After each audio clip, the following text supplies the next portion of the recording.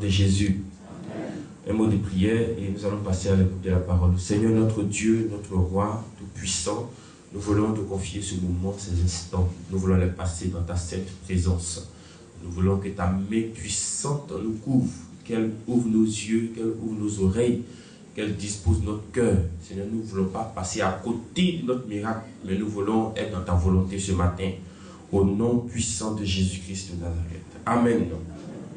Dieu nous bénisse. On va sans plus tarder prendre notre Bible dans le livre de 1 Roi, chapitre 17, versets 9 à 12. Il y a eu un problème dans ce petit test et ce matin, on va essayer de le résoudre ensemble. 1 Roi, chapitre 17, versets 9 à 12. Nous allons d'abord identifier le problème et puis ensemble, nous allons trouver une réponse, une solution, si vous permettez. 1 Roi 17, verset 9 à 12.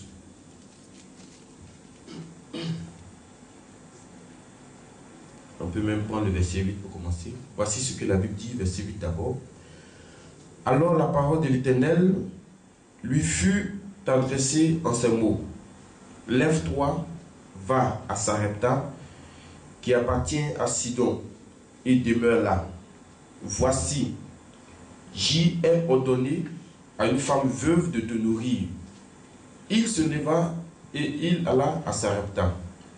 Comme il arrivait à l'entrée de la ville, voici, il y avait là une femme veuve qui ramassait du bois.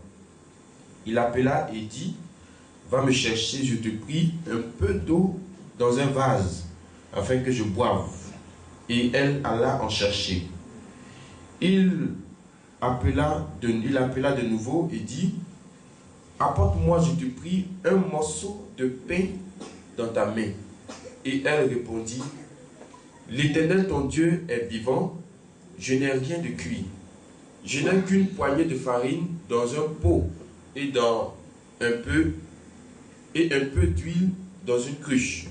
Et voici, je ramasse 2 morceaux de bois, puis je rentrerai et je préparerai cela pour moi et pour mon fils.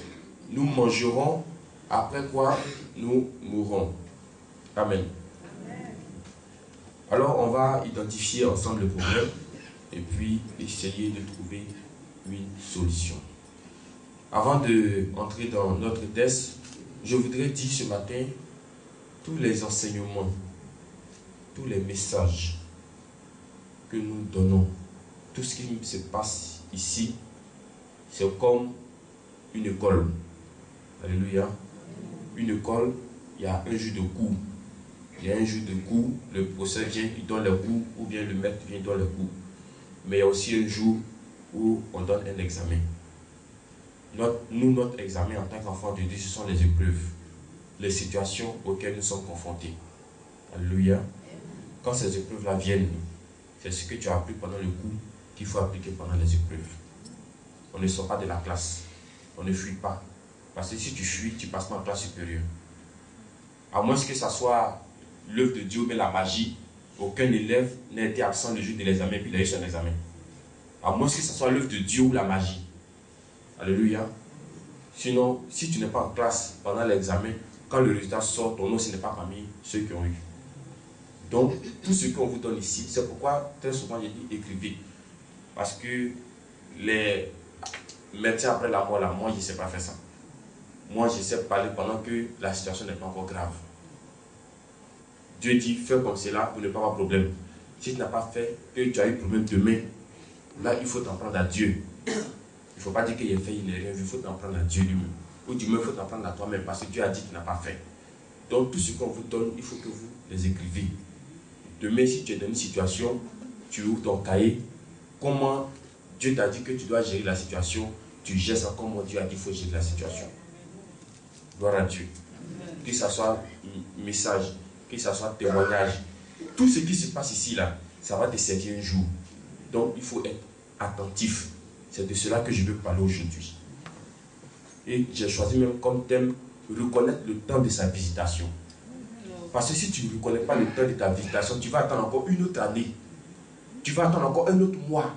Tu vas attendre encore une autre saison. La Bible dit qu'il y a un ange qui descend. Il rentre dans l'eau, il remue l'eau. Celui qui descend le premier, là, il est guéri. Si toi, tu es distrait, si toi, tes yeux sont fermés, tes oreilles sont fermées, les gens vont rentrer, toi, tu vas rester au dehors. Parce que tu ne reconnais pas le temps de ta visitation. Et puis la Bible ne nous dit pas aussi, quand un ange vient aujourd'hui, là, c'est dans combien de jours il vient encore. La Bible ne dit pas ça. Pour que tout le monde puisse s'apprêter. Tu ne connais pas quand Dieu va te bénir. Dieu a dit, il va te bénir. Il a annoncé ça. Il t'a montré dans des visions, dans des songes. Mais tu ne sais pas c'est quand. Donc c'est à toi d'être disposé. Alléluia. Voici le problème, ce même problème qui s'est passé dans ce test-là. C'était en temps de famine. Et ce temps de famine, c'est le prophète, ici c'est le prophète Élie dont il est question. C'est Élie lui-même qui a prophétisé ce temps de famine-là. Pourquoi? Parce que les gens n'écoutaient pas la voix de Dieu. Donc il a prononcé une parole et la parole a commencé à agir. Donc nous sommes dans un temps de famine. Mais la famine, c'est pour tout le pays. Toi-même, Élie aussi, tu es dans les pays. Donc nous tous, on ne mange pas. Mais comme Élie est de Dieu, Dieu va se charger de lui donner à manger. Je voudrais dire à quelqu'un ce matin, accroche-toi à Dieu. Même si tu t'en vas dans un pays où il y a la famine, Dieu qui est au ciel te donnera à manger. Même si tu es dans une famille où le repas c'est seulement les 16 heures, Dieu va faire quelque chose pour toi si tu es attentif à sa voix. Alléluia. Même si tu es dans un mois où vraiment tu n'es pas bien payé, tu es dans une entreprise, tu n'es pas bien payé, tu ne sais pas comment arrondir les feux du mois, Dieu va t'aider ce matin. Gloire à Dieu. Donc, Dieu se révèle à son serviteur. Il lui dit, va à Sarepta. Il est parti ou il n'est pas parti? Il est parti. Tu vas trouver une femme veuve. Il a trouvé la dame, mais il n'a pas trouvé la dame. Il a trouvé la dame. Maintenant, il y a une chose curieuse qui s'est passée. C'est que Dieu a dit à Élie que j'ai ordonné à cette femme de te donner à manger. Vous comprenez?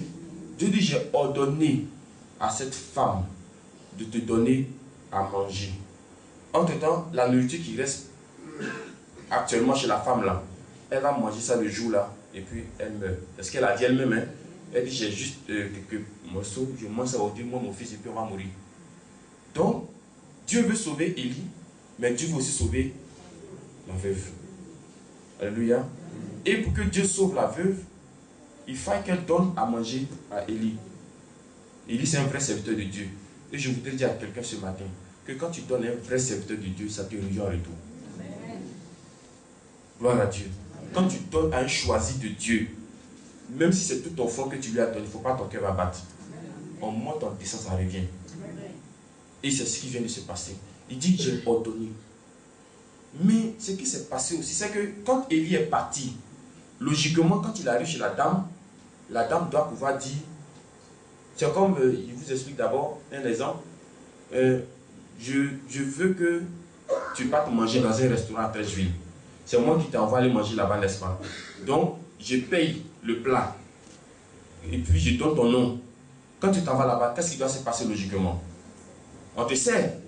On te reconnaît déjà même. On dit, oui, non, le monsieur, il a appelé, il a dit que tu dois passer à 13 h manger un plat de foutou avec la sauce graine. Puis si c'est le plat que moi j'aime, donc il faut que je te... Alléluia. Mais chose bizarre, tu t'en vas, et puis on te dit, non, nous, on ne reconnaît pas. Il y a problème. Ça veut dire, soit tu t'es trompé du restaurant, ou soit ils n'ont pas payé, mais en tout cas, il y a un problème. Alléluia. Et c'est ce qui se passe ici. Dieu dit à Élie que j'ai ordonné à cette femme de te donner à manger. Maintenant, Élie va sur le terrain, il demande d'abord de l'eau. Parce que quand tu vas quelque part, c'est de l'eau d'abord. Maintenant, après de l'eau, il dit, donne-moi à manger. Elle dit, ah là, ça va être compliqué. Hein, parce que manger là, c'est pas beaucoup. Dieu dit, j'ai ordonné. Donc, ça dit quand Élie partait là-bas, ça doit être fait en même temps. Dès qu'il vient, ah oui, Dieu m'a dit que je dois te donner à manger. Donc, tiens, mange. Donc, j'ai compris par là que Dieu a parlé à cette femme, mais elle n'a pas été attentive à la voix de Dieu. Vous comprenez? Dieu lui a parlé. Je ne sais pas, dans Job 33, verset 14, la Bible dit que Dieu parle tantôt d'une manière, tantôt d'une autre. Donc Dieu a parlé à cette femme, mais elle n'a pas compris le message de Dieu. Elle n'a pas vu. Mais Dieu lui a parlé. Alléluia. Amen. Donc Élie, comme il est connecté à Dieu, il a compris systématiquement que la femme n'a pas perçu le message de Dieu. Donc c'est à lui maintenant de rendre le message de Dieu plus clair pour la femme. Et à la fin, Élie a mangé. Gloire à Dieu. Amen. Ce qui s'est passé pour cette femme, c'est aussi la même chose qui se passe pour nous. Mais je ne sais pas si nous, on sera mieux éclairés pour que Dieu nous sauve. Mais c'est mon rôle ce matin d'ouvrir tes yeux pour que Dieu puisse te sauver. Donc je suis devenu comme petit Élie ce matin. Pour ouvrir tes yeux sur tous les messages de Dieu auxquels tu ne fais pas attention. D'abord, on a une soeur qui est rentrée ici pour venir croiser l'homme de Dieu. Dès qu'elle est venue, elle tombe sur un témoignage. Dès que chacun de vous s'y est venu ici, il est tombé aussi sur un témoignage. Mais certainement qu'on n'a pas regardé le témoignage de la manière qu'elle a regardé le témoignage. Chacun a regardé ça à sa manière. Mais elle, là, c'était comme si c'est Dieu qui lui disait, regarde, regarde, voici pour toi qui est là. Voici pour toi qui est là. Donc elle est restée attentive. Et à la fin du témoignage qu'elle a regardé, elle dit, je sais que pour moi, on va sortir aussi de là. Supposons qu'elle est venue et qu'elle regarde les ampoules, elle regarde les rideaux, elle regarde même les gens qui sont dans la salle, ils sont bizarres. C'est quand il y a un monsieur, quand il est rentré ici, quand il a vu l'homme de Dieu, il retourne son portail, puis il demande au portier là, ici là c'est Céleste. Alors qu'il est venu chercher sa bénédiction, mais il se retourne. Alors que peut-être il y a un témoignage en train de passer, où il va s'asseoir pour dire ça là, il y a pour moi aussi qui est dedans. Il y a combien de personnes ce matin à qui Dieu a parlé de ta maison jusqu'à ici et que tu n'as pas compris le message? Il y a combien de personnes à qui Dieu a parlé pendant cette nuit, pendant ce mois, pendant cette semaine, mais qui n'ont pas perçu le message de Dieu? Elle, comme c'est là, elle n'a pas compris le message de Dieu. Pourquoi? Parce qu'elle était concentrée sur son problème. Elle était concentrée sur la famine. Elle était concentrée sur son enfant. Qu'est-ce qu'elle va manger? Qu'est-ce que son enfant va manger? Entre-temps, quand vous vous concentrez sur votre problème, vous ne vous concentrez plus sur le pouvoir de Dieu qui est ici. Quand vous vous concentrez sur votre problème, vous ne vous concentrez plus sur ce que Dieu peut faire pour vous.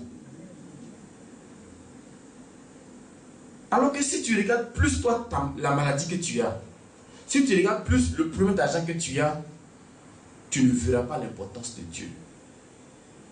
Il faut faire l'inverse ce matin. Regarde plus ton Dieu. Et Dieu que tu regardes va agir maintenant sur ta situation. C'est ce que Élie allait faire pour cette femme. Donne-moi à manger. Toi-même tu vas voir. Quand elle a donné à manger, elle ou son fils ne sont pas morts. Ils ont toujours eu à manger. C'est vrai que Bartimée était aveugle.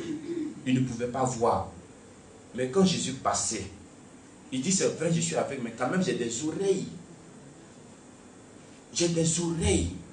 C'est pourquoi j'ai dit que l'handicap là, ce n'est pas dans les membres. L'handicap, c'est d'abord dans la pensée. Et hier encore, j'écoutais un handicapé. Je ne vous dis pas quelqu'un qui a les membres, j'ai dit un handicapé. Il dit, lui, il est handicapé, mais il n'est pas mendiant. Alléluia. Il n'est pas mendiant. Il se débrouille au mieux qu'il peut. Et quelque chose qu'il va dire encore qui va me surprendre, il dit, il a croisé son camarade handicapé. Mais il avait l'argent sur lui, mais il ne lui a pas donné. Parce qu'il dit, si lui donne cet argent, c'est comme s'il l'encourageait à rester là où il est. Mais il ne va pas lui donner. Pour qu'il puisse se dire que là où je suis là, ce n'est pas bonne place. Il faut que je change de place. Alléluia. Amen. Donc les yeux peuvent être fermés. Mais il y a autre chose qui peut te permettre de voir la main de Dieu. Bartimée, c'était ses oreilles. Il a mis ses oreilles, il a disposé ses oreilles. Et il a entendu qu'il y a Jésus qui passe. Il n'était pas concentré sur son problème. Parce que s'il était concentré sur son problème, là, Jésus allait passer, il n'allait même pas entendre. Il n'allait pas voir, et jamais il ne voit pas son frère, il ne va pas entendre aussi. Oh, ma famille m'a laissé au bord de la route. Oh, ça fait 10 ans, je ne vois plus. Oh, je n'ai même pas de femme. Je n'ai pas d'enfant. Je suis mendiant. Si c'est comme cela qu'il posait la question là, Jésus va passer, il ne va pas voir. Il ne va pas aussi entendre. Mais il a disposé ses oreilles. Et il dit, mais qui est en train de passer? On lui a dit, c'est Jésus qui passe. Bartimée a pris sa joie. Donc là où tu es ce matin, là où tu as mis les pieds aujourd'hui, Dieu te demande de te disposer. Souvent Dieu vient te visiter à la maison, mais c'est à ce moment-là qu'il y a des divisions chez toi. C'est à ce moment-là que monsieur ne parle pas avec madame. C'est à ce moment qu'il y a des par-là passés, des par-là, par-là. Mais Dieu ne peut pas se manifester là-dedans. Alléluia. Faisons un peu l'effort pour être disposé. Parce que ton miracle est juste à côté de toi. Mais tu as besoin d'être un peu disposé. Tu as besoin de regarder Dieu. Tu as besoin d'oublier un peu ta situation. Et puis de te pencher sur les témoignages qui sont en face de toi. De regarder ce que Dieu a fait pour les autres. Et puis de te dire que c'est possible pour moi.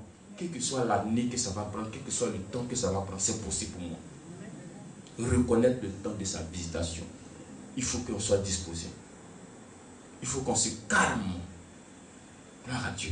Il ne faut pas que tu sois agité, il ne faut pas que tu sois troublé. C'est pourquoi dans Jean 14, verset 1, Dieu dit que ton cœur ne se trouble pas. Parce que quand tu es troublé, là, tu ne vois pas la solution qui est à côté de toi. Calme-toi. Reste tranquille. Regarde ton Dieu. Dieu t'a parlé, mais tu n'as pas entendu. Il veut te reparler encore ce matin. Il veut te reparler encore cette semaine, ce mois. Il veut te dire qu'il va faire. Qu'il n'a pas oublié que ton dossier est sur sa table. Amen. Amen. Là où tu es arrivé, c'est un grand pouvoir qui est là. Il faut simplement suivre le mouvement de l'esprit. Pour que ceux qui étaient autour de la piscine soient guéris, il fallait qu'ils suivent le mouvement de l'ange. Si tu ne suis pas le mouvement de l'ange, tu ne peux pas prendre ta joie. Amen. Donc ce matin, soyons disposés pour suivre le mouvement de l'ange. Fais fortement confiance à ton Dieu, plus qu'à ton problème toi-même. Dieu est plus proche de nous, plus que l'air que nous respirons. Il faut lui faire confiance.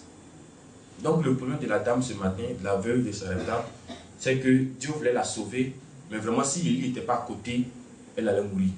Parce que Dieu lui a parlé, mais elle n'a pas compris le message de Dieu. Il fallait qu'Élie vienne pour rendre le message plus clair.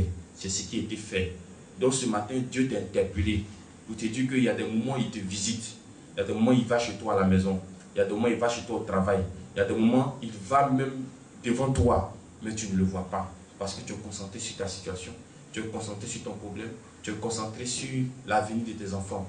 Il dit aujourd'hui là, oublie ces choses, il faut les regarder. Oublie ces choses, il faut te disposer. Tu vas voir sa main cette semaine. Tu vas voir sa main ce mois. Dispose-toi simplement. Cette année sera ton année. Dispose-toi seulement. Cette année sera ta saison. Dispose-toi seulement. Tu ne vas pas rentrer dans la nouvelle année avec la même maladie. Tu ne vas pas rentrer dans l'autre année avec le même mal, avec le même problème. De la manière que tu t'es disposé en 2015, cette année, il faut doubler la mise. De la manière que tu as servi ton Dieu en 2015, cette année, il faut dire je vais servir encore plus mon Dieu. Alléluia.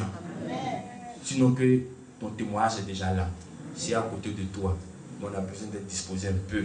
Souvent, c'est à ce moment-là que le téléphone sonne. Cette année, évite ces choses-là. Souvent, c'est à ce moment-là qu'on murmure. Cette année, évite ces choses-là. Parce qu'à cause des murmures, tu es passé à côté de ta visitation. Gloire à Dieu.